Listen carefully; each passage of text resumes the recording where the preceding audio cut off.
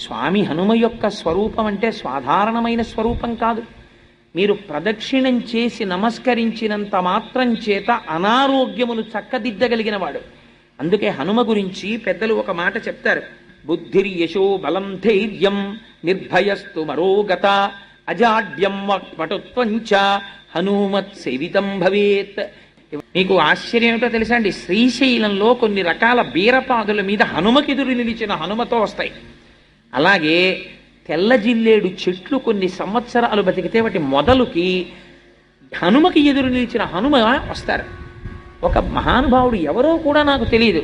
నేను ఈ మధ్య రామాయణం పూర్తి చేసినప్పుడు, రామాయణం పూర్తి చేసినటువంటి రోజున ఎప్పుడో తప్ప అసలు అలా శ్రీశైలం అరణ్యాల్లో కొండల మీద పెరిగినటువంటి బీర ఆకు మీద మాత్రమే అలా వస్తారు హనుమ. అటువంటి ఆకు ఎక్కడ సేకరించాడో ఆయన